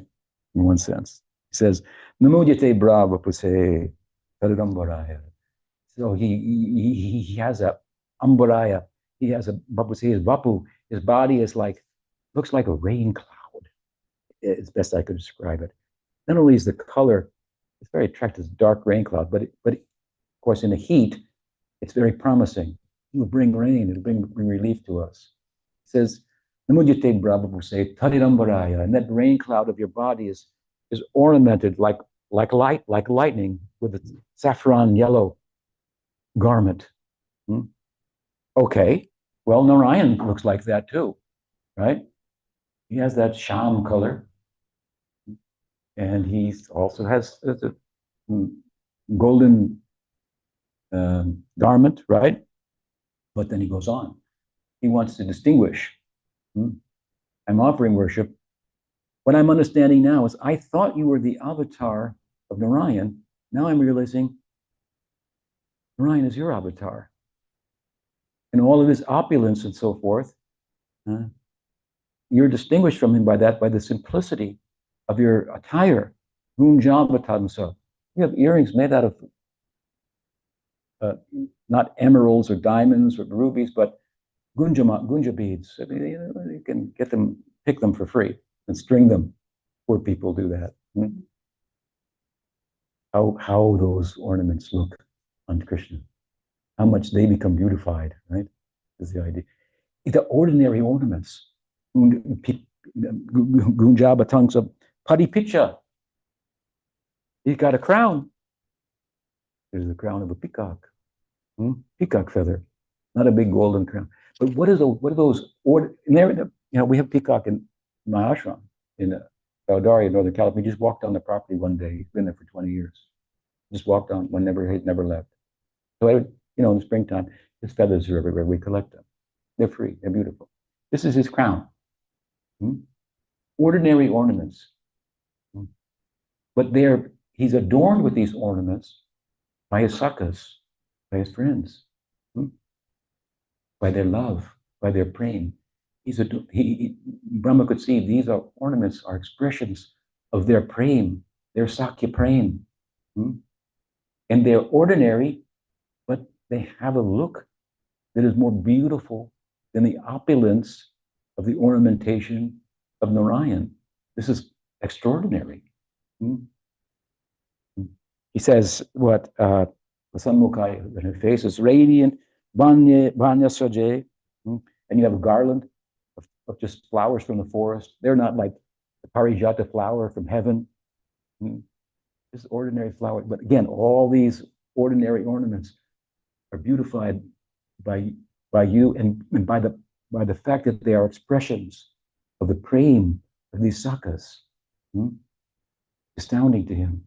He's experiencing he's distinguishing Krishna from Narayan. He's realizing Krishna is the source of Narayan. He says, or I saw you like this, I'm seeing you like this with rice and yogurt in your hand. You're putting it in one friend's mouth, and he's taking something out of his mouth and saying, hey, try this. This is how they eat. They're having a picnic at this time. Brahma came in on their picnic. And each boy, he tasted one thing and he thought, oh, that is the best. Put it in his other mouth. Krishna. Taste something else, second best. Put it in my other friend's mouth. Sanchari Bhav. This is the least of the three. They're perfect. Each dish more perfect and most perfect. I'll eat the perfect one. And everybody has a different taste. So everybody thinks one of them is perfect, and Krishna tastes all of them. This way they're moving. Brahma's looking at this. This was the madhurya, the sweetness of it all, right? Hmm? And Krishna expanded himself to sit in front of every boy in a row, in a circle. Each one thought, Krishna's sitting in front of me, or next to me. It's like in Madhurya Ras, every gopi thought Krishna was with, and he was. He manifested Aishvarya, but his Aishvarya was concealed by Madhurya in the context for the boys. But Brahma was seeing such things, right? So he had rice, yogurt in his hand. He had all these. Now he sees these. He's seeing the movements of these boys, these anubhavs. Seeing the boys, they're the personification of the love. Krishna's the object of the love, this fraternal love that he sought. He sees what Vitarishana Venu. He sees his staff. These are all Udipana Vibhavas. His flute, his horn, buffalo horn. Udipana means it's like you love your daughter. Sure, she's away at college. You still love her, but you don't think about her every day. But if you come home one day and suddenly you see her shoes in front of the door, oh, your love for her comes. She's come home. That's Udipana. The love, it doesn't create the love, it's already there, but it brings it to the surface. So these things about these are Udipanas for Sakyabhav. The horn of Krishna, his buffalo horn, his staff, his flute. His flute is the second time in Bhagavatam that Krishna, in 10th canto, Krishna's flute will be mentioned. Beginning mention is in the last part of the 11th chapter. Because this is the Sage Kumar, the end of Krishna's Kumar Leela, where he's becoming a calf herder. He gets a flute at that time. This is the second mention. Sukadeva will mention 16 times between 11th chapter and 35th chapter, 10th canto of the Bhagavatam, Krishna's flute. He always uses this word Venu, although there are other words might be more specific, what type of flute he was using at different times and so forth. But these flutes, they are Udipanas for Sakyabhav, as is Krishna's age, all three of them. Sage Kumar, the end of his Kumar, his Poganda Leela, and his Kishore Leela. This is not true for Madhurya Ras or Vatsalya Ras or Dasya Ras. This is a unique feature of Sakya Rasa. All of his three ages are Udipanas for Sakyabhav. Then he says, Lakshmi Sujay, Madhupade, Pashupangajay. Oh, you're the son of none, you have soft feet, so tender. He's too young right now for all of his details of his footprints to manifest. And he's too light for them to leave an imprint on the ground. That will come as he enters into Poganda, the beginning of the 15th chapter, his boyhood. Start leaving his footprints everywhere. Another Udipana for Sakyabhav. So Brahma plays like this. I don't know, 35, 40 prayers, all filled with Gaudiya Siddhanta. It's clear that his Sakyabhav is rising out of a clear grounding in Sambandha Gyan. We're talking about a high topic, right? Any type of bhakti rasa. It has to be grounded in tattva. We need to understand a little bit of philosophy. Maybe 80% let's understand philosophy, what it's not. And the 20%, a little what it is. We're talking a little bit about what it is now, what happened, of course. Brahma's only lived half of his life, but now he's really equipped to do bhajan. Vishwanath Chakravarti Thakur says he's now transforming from Vaidhi Bhakti, transitioning from Vaidhi Bhakti to Rag Bhakti. Now he has all the ingredients for Rag Bhakti in place. He got clarity on what it means to be a friend of Krishna. You have to go to Goloka. You have to enter into that type of dealings and so forth. And so he lives out his life. But before he does anything, he feels a little bad that he tested Krishna.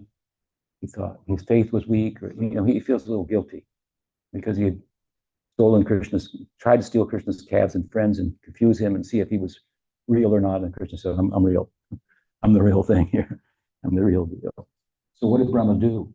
Well, for that, we will let us turn to the founder of our whole community, our paribar. Ji Bhakti Vinod Paribar ki joy, right? Thakur Bhakti Vinod, he's been uh, the uh, the what was his name? Famous journalist in Calcutta dubbed him the seventh Goswami for good reason, because there was a comparison between his contribution and that of the Goswamis, and that he compiled, uh, wrote so many books and so forth, and like the Goswamis revealed the Leela Stalis of Vrindavan at the behest of Chaitanya Mahaprabhu, he did so in Navadvip. He saw the birthplace of Chaitanya Mahaprabhu, right? Then he confirmed it empirically and so forth. And he wrote, and he excavated. At that time he wrote Navadvip Dham Mahatmya. So Mahatmya, a glorification of Navadvip Dham. And of course, he mentions this. So we follow his lead in this. Brahma, after the Brahma Vimohan Lila, he went to Navadvip to repent. Right? And there, why did he repent? Oh, he said, if only I had become a Gopa. The first place. He expresses his desire for such, right? And Chaitanya Mahaprabhu appears before him, gives him the darshan. He says, I give you my blessing, Brahma. Now you live the rest of your life. So be a little patient, take some time. Another half of your life to bhajan. And at the end of that life, you would take birth in Navadvip. And you will be named Haridas. What is the implication? Brahma offended the form of Krishna. It was a slight offense. In the Brahma Vimohan Lila, he offended the form of Krishna. Now, the form of Krishna and the name of Krishna, what do we say about that? Vinatvam nam amino, right? There's no difference between the name of Krishna and the form of Krishna. So when you can chant the name of Krishna from your heart purely, then you will see, not with these eyes, but you will see. These eyes are like, you can't see reality with these eyes. Atashi Krishna Namadi Naba Vigraham Sevan Mukhe Jivado Swayameva Spuratyatha. Put the name of Krishna on your tongue. Chant. So the name of Krishna and Krishna are the same, non-different. But there is a difference between them too. What is the difference? The name is more merciful than the form. If you offend the form, the name will still go to you. That's the teaching, Rupa Goswami. Nam Dharma, theology of not part of. So Brahma offended the form. Krishna Chaitanya told him, you will take birth in my Leela when I come. Gaurlila, you'll be named Haridas. And I will make you the Nam Acharya. The name will stay with you. And the power of the name, what is the power of the name? What does Bhagavatam say? Yam Namadeya Shravananu Kirtana Sadyopi Sadyopi Savanaya Kulpate. Is it Bhagavatam says power of bhakti, and with particular emphasis on this anga of bhakti, Nam, Yan Nama Deha, Shravananu Kirtanad. This is such that your parabdha karma will be removed. Parabdha karma is karma that's already manifest. It's like you got a cold, well, you got to wait 6 or 7 days for it to go away. There's no cure for the common cold, right?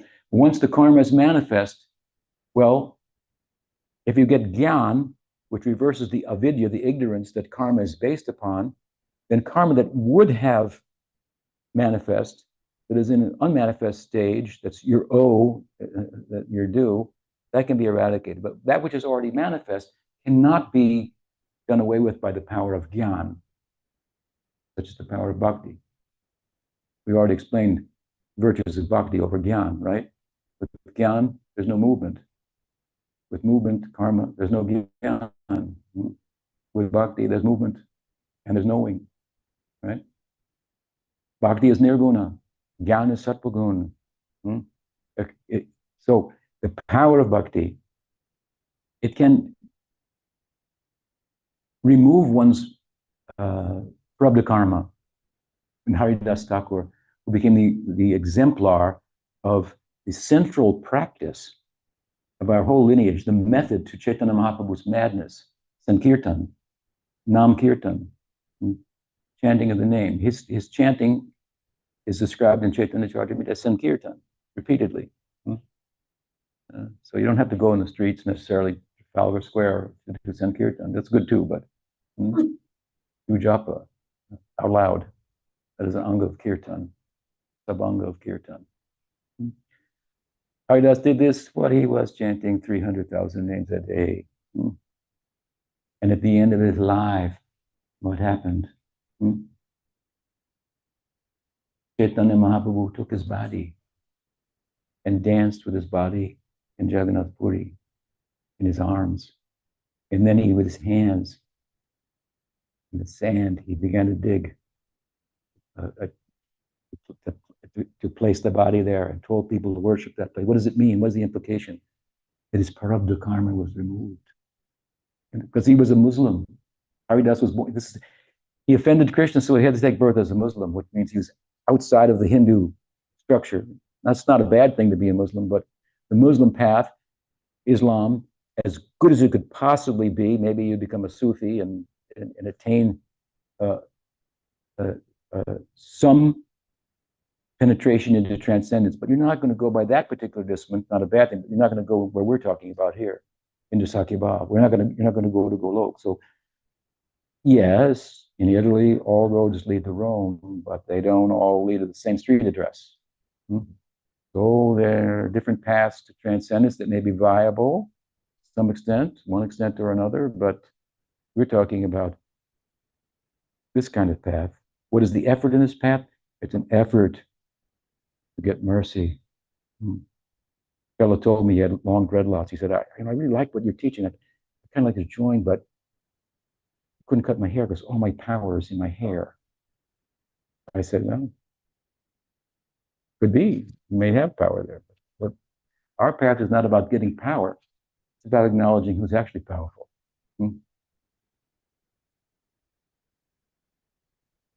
I mean, you could try to own and control everything, but Krishna says, I'm the owner and controller of everything at the end of the 5th chapter of the Bhagavad Gita, right? What is the verse? He says, Sarvaloka Maheshwaram, Suhridam, Sarvabhutanam. He says, I own and control everything. I'm the enjoyer of everything. But this sounds pretty draconian.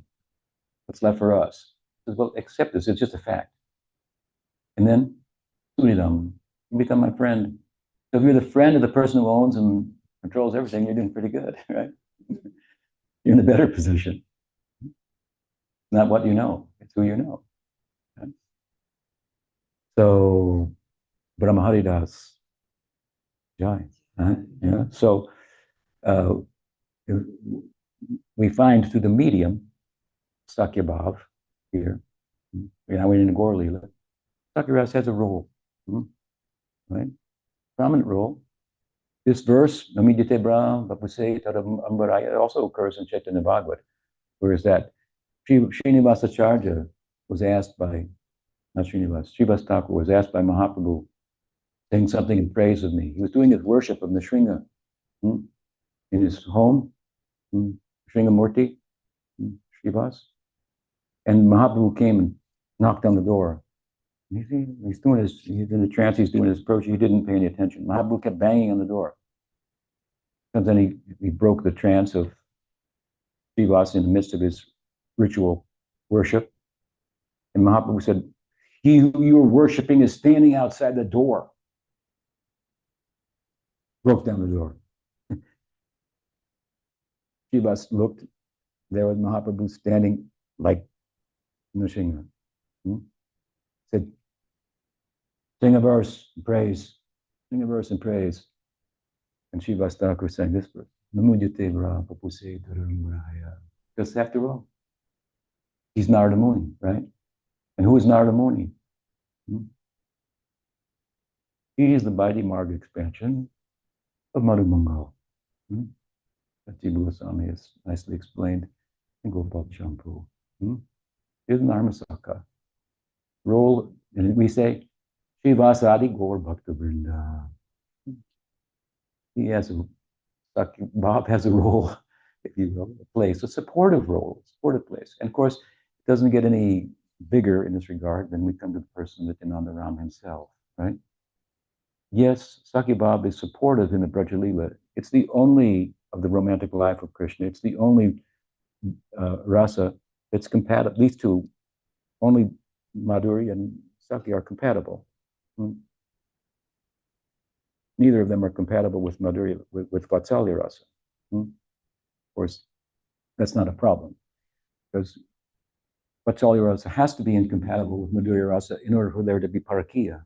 Yashoda Mai Vijay, right? Making that possible, playing a part, having a role, right?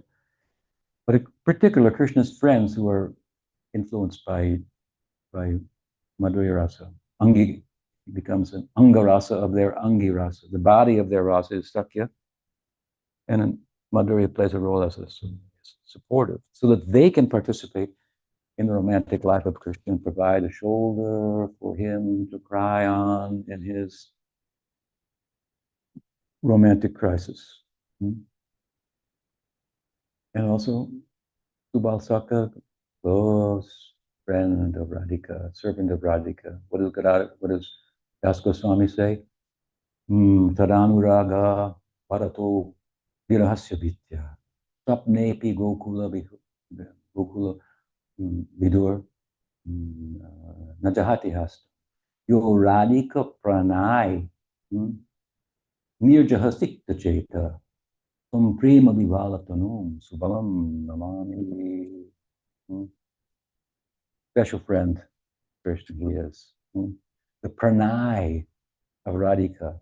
He says, this verse, how deep is the anurag, gada anurag, deep anurag of Subal. Virahasya Bitya. He has Bitya, his fear of Virahasya, of separation from Krishna in his presence. Even in his dreams, these cowboy boys dream about Krishna's Leela. And he's in a dream, he's afraid, Krishna, I might lose grip of his hand. And I cannot bear the thought of that separation. Yo Radhika Pranay, Nirjahasikta Cheta. He is bathed in the fountain, the waterfall, Radhika's Pranay. Because when Radhika from Pranay enters into Man, Pranay is a kind of love that it's only possible in Sakya Bhav and Madhurya Bhav.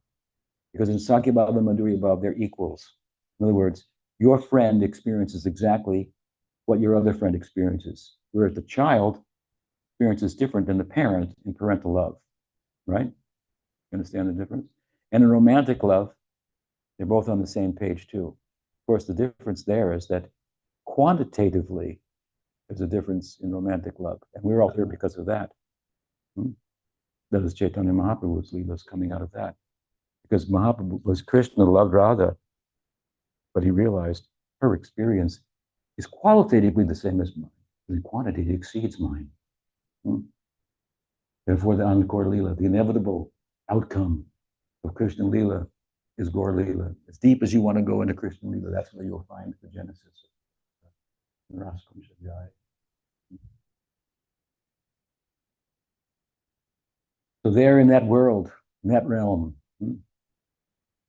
Sakya Bhav has a supporting role. That union of Radha and Krishna, that can't happen without the help of these friends. No one can break the man of Radha when Radha's love turns into angry love, for good reason or no reason. Anybody here married? Any man? Does your wife ever sometimes get mad for what you think is no reason at all? It might have happened sometime.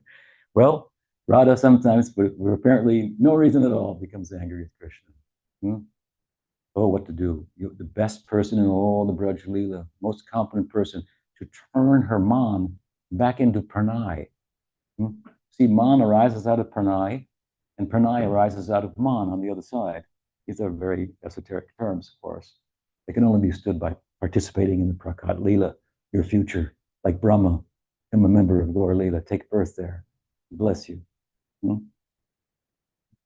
Subal is the most competent person to bring the pranay back. So therefore, Yoradik pranay, nirjahat sikta cheta. This Subal bathed in the pranay of Radhika. His body, prema vihalatanum, is made out of prema, right? So this is one example. Of course, now amongst the Sakas in Braj, Balaram is the chief because Balaram is both worshipable object within Sakyabhav and he is also the ideal of Sakyabhav itself. He has Sakyabhav for Krishna. It's a big topic.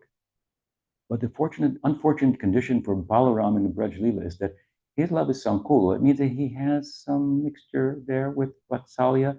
And when that comes out, as the older brother, he cannot directly participate in assisting Krishna in his Madhurya Leela. Because Vatsalya will cause Madhurya to contract, right?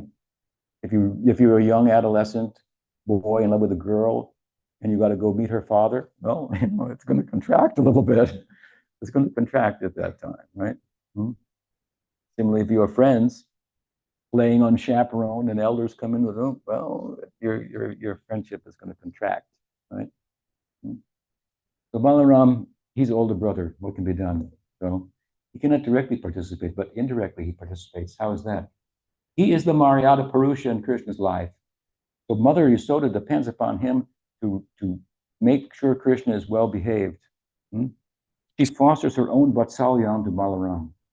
Before he has that's part of his emotional composition, Ram. So he tells on Krishna. When she asked Krishna, did you eat dirt? He said, no. Boy said you were eating. No, she didn't believe him. Ram? Yeah, he ate dirt. Oh, Krishna is angry with him for that. How could you do that? What kind of friend are you? But you know what he doesn't do? You think Balaram doesn't know that Krishna has a secret romantic life? He's omniscient. Of course he knows. He doesn't report that. He's participating indirectly. But imagine, just imagine the joy of Balaram to appear in Gaur Leela as Nityananda Ram. Nityananda Ram, Vijay. Now he can openly speak about the virtues of Madhurya Rasa. Right? Krishnadas or Vrindavan Das Thakur says, and Nityananda Prabhu, he brought Gopi Bhav to the world. He exposed Chaitanya Mahaprabhu. Before there's any book written about our Sampradaya, he began to bring attention to Mahaprabhu. What did he say? Bhaja Gauranga Kaha Gauranga Laha Gauranga Ram. Ejana Gauranga Bhaja Se Amar Prama. And people say, oh my God, this person is so extraordinary. If we can be purchased by him by doing what he says, which is worship Gauranga, chant the name of Gauranga, imbibe the teachings of Gauranga, we're going to do that. He gave all the focus on Chaitanya Mahaprabhu. Amongst the Panchatattva, each one is the best, of course. And they all are the best for a particular reason of their contribution. Nityananda's contribution is wide-scale distribution. He started the whole Sampradaya, all these Sakyarasa lineages in the early part of Sampradaya. They were all Nityananda Prabhu and his men, Dwadasa Gopals. So a big supportive role they played. After all, in a love drama, the hero and the heroine, hero has to have a best friend too, right? So this is some ways in which we find the virtue or the supporting role of Sakyabhav. We find it in Brihad Bhagavatamrita, the seminal book of Gaudiya Vaishnavism, Sanatana Goswami, the original Gaudiya text, if you will. Sakyabhav, we find first canto of Brihad Bhagavatamrita, the protagonist is Narada. When he reaches Dwarka and he inadvertently causes Krishna to be reminded of the Braj Leela, Krishna goes into a trance. The whole scene is disturbed. Afterwards, Narada is thinking, oh, I made an offense. I must have disturbed Krishna. Please forgive me. Krishna said, what? Garupakari spatidapriyanam. Don't think like that, Naradji. Garupakari. The best friend, Smriti Dapriyanam, is the one who reminds one of their beloved. That's what you did. That trance you put me in. Take me back there. And who is Narada? Again, Narada is the expansion of Madhu Mangal and Armasaka. Then we go to the Goloka Mahatmya, second canto of Brihad Bhagavatam. The protagonist is Apriyanarmasaka, Sarupa, Gopakumar. Through the medium, again, Sakyabhav, so much insight about the ideal Gaudiya Vaishnavism. Highest ideal, Paratiya Bhav is there. But inadvertently, some people may be attracted to Nityananda's Bhav itself. Right? Not a bad thing. There's a place for that. That should be explained. My Guru Maharaj had such feelings, such sentiments. Pujapad Bhakti Rakshak Siradev Goswami Maharaj, our Guru Maharaj, he explained it so beautifully. Such insight, with such Shastra Yukti. To sit on his veranda and hear him suddenly, out of memory, he had committed the prayers of Prabhupada, where my Guru Maharaj expressed his affinity for this ideal. Tomar milane bhai abar se shukapai. Ocharani guri dim bhor. Hotta vani chutta chuti vani khai lutaputi. Shedin kobe hobe more. Any Bengalis here? Understand? Kotta vani chutta chuti. Vani khai lutaputi. Shedin kobe hobe more. The very words have the sound of fraternal love. Through all the van of forest, I will frolic, chutta chuti, rolling, somersaulting, playing, pasturing with the cows, with my friend Krishna. When will that day arrive? This kind of longing, this longing, as I said last night in our discussion, the second half of his poem, my Guru Maharaj's poem, first half is all about Sharanagati. He showed how to deserve and then desire. Do Sharanagati. Build that stage in the Bhagavad Gita that Arjuna helps us to establish. And then when that stage is established, you can say that the drama of Krishna Lila is coming to a theater near you soon in your heart. Bhakti Rakshak Shiradev Goswami Maharaj ki jai. Sri Bhakti Vedanta Swami Prabhupada ki jai. Sri Bhakti Sanat Saraswati Thakur Prabhupada ki jai. Bhakti Vinod Parivar ki jai. Gaur Bhakti Vrinda ki jai. Gaur Premanande. Panchakalpatarubhyascha kripa sindhudevacha. Patitanam Pavanebhyo Vaishnavibhyo Namaha. Ananta Koti Vaishnavrinda ki jai. Sannyasi Vrinda ki jai. Gaur Premanande.